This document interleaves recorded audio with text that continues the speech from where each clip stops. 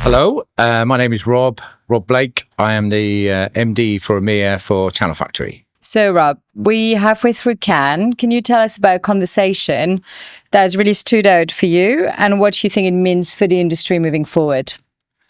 And there's a lot of really good conversations going on in Cannes, but one that specifically stood out for me would be one with two senior agency people that I was sitting down with, and we were reflecting on how brands sometimes get in-house versus non-in-house, but ultimately what we're seeing a lot is advertising being based on pricing and racing to the bottom without a lot of value being calculated at the same time. And I think the conversation was the same, and I think many different people are having the same one, is that we have a responsibility as an advertising agency, but we also as technology and vendor providers have a responsibility to be able to speak about this openly with brands and support agencies in this level, because if we don't, the value, as we're seeing now, is starting to be monetized in ways that are probably not appropriate for our businesses in terms of like services, quality of service.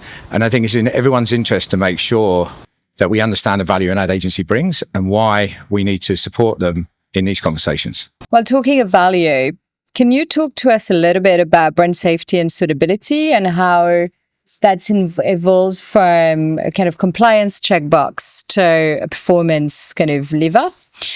And maybe if there's a gap that you see between what brands think they are doing versus what they are actually doing with the campaign.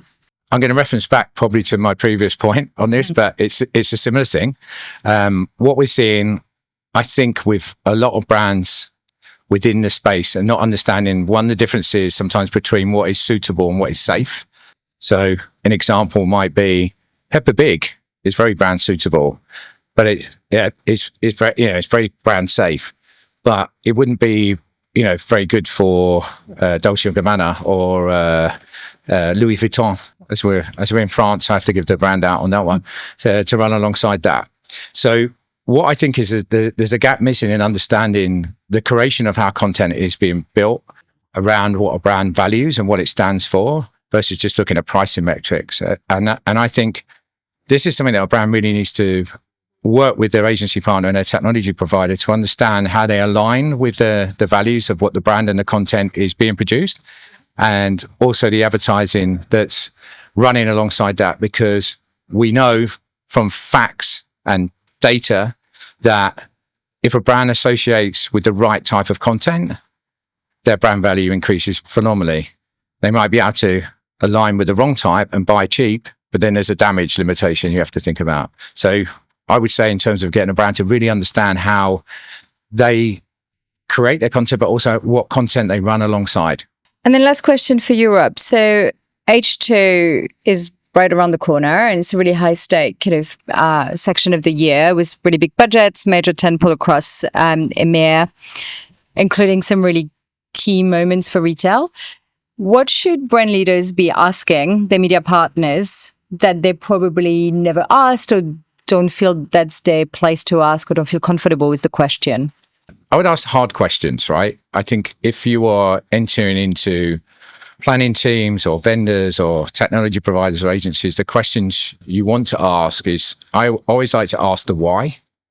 I think if you're having a campaign that's planned, I would ask the question why it's being planned that way, as opposed to specifics and alignment that you want to particularly achieve. And what I mean by that is, again, references back.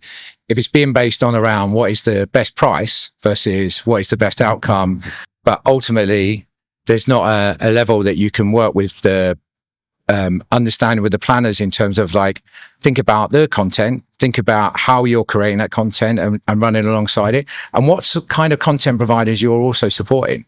So we all have a responsibility as a technology provider, as an ad agency, as a brand, that we invest in the right type of content and grow that. And there's loads of amazing new content providers now on YouTube and various other platforms that really add a lot of value, but often get misidentified and miscategorized when actually they could really align and do some great things for brands.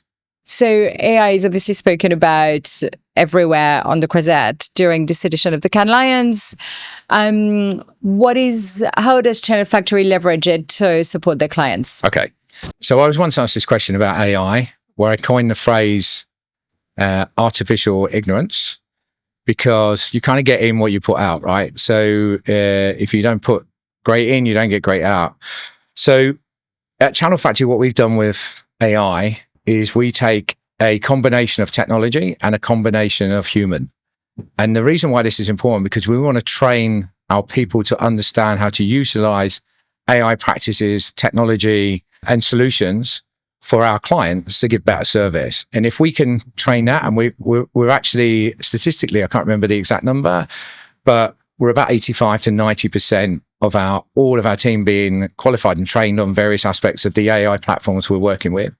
And the upside of that is we've eradicated this fear, which is AI is taking over and trying to take everyone's jobs, because you need the combination of the human touch alongside AI, which makes it great. And I think you can see this in, if you look at content creation, for instance, or filmmaking, or you can see what has not had the human touch and what is just legitimately just been formed to spurt out and run. And I think it's the same with business, right? AI for me reminds me of Google Maps. And just go with me on this. What I mean by this is, when I'm old enough to know when you had to read a map book to get to one place to another. And even now, if I go on my adventures, I have to use a compass and a map sometimes, because we don't have satellite and that kind of stuff. So I can't. But what we find is people are relying on it too heavily. So if you think about now, I'd love to know the stat, how many people can get from A to B by using a map versus Google Maps, right? So AI, I think it fits into the same category. If we're not careful, your brain matter is going to reduce quite largely. And you're also not going to be able to be that creative or input as much as what you should do. So for me, it's like an evolution of a solution, but it has to run alongside the team and the people.